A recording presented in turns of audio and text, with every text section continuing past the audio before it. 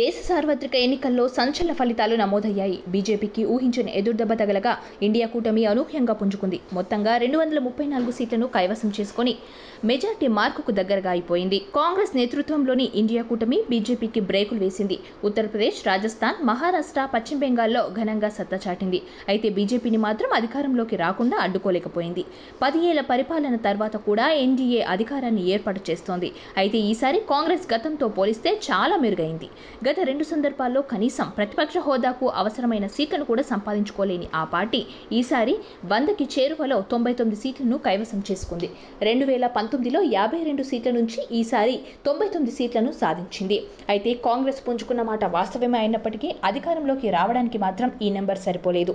ఒకవేళ కాంగ్రెస్ 140 నుంచి 150 సీట్లు సాధించుంటే సంకీర్ణ ప్రభుత్వాన్ని ఏర్పాటు చేసే అవకాశం ఉంటుంది. 3 కీలకమైన రాష్ట్రాలైన మధ్యప్రదేశ్, ఛత్తీస్గఢ్, గుజరాత్ రాష్ట్రాల్లో కాంగ్రెస్ కొంతవరకు తన పనితీరు మెరుగుపరుచుకుని ఉంటే అధికారం హస్తగతమయ్యేది.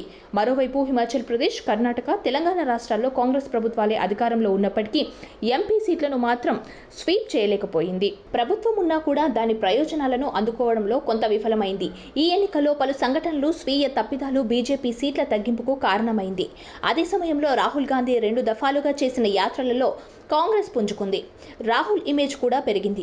అది 400 అనే మోడీ టార్గెట్ను అడ్డుకోవడమే కాక బీజేపీకి సొంతంగా మెజార్టీని దూరం చేసింది.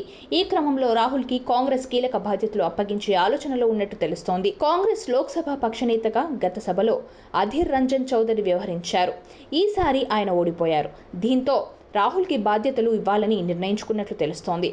రాహుల్ లోక్సభ పక్షనేతగా ఉంటే కాంగ్రెస్ బలపడటమే కాక రాహుల్ ఇమేజ్ పెరుగుతుంది అని, అలాగే వచ్చే ఎన్నికల్లో అధికారం హస్తగతం చేసుకునే ఛాన్స్ ఉంటుందని కాంగ్రెస్ వర్గాలు భావిస్తున్నట్టు తెలుస్తోంది. త్వరలోనే కాంగ్రెస్ లోక్సభ పక్షం సమావేశమై రాహుల్ని తమ నేతగా ఎన్నుకునే అవకాశాలున్నట్టు ఢిల్లీ వర్గాల్లో చర్చలు సాగుతున్నాయి.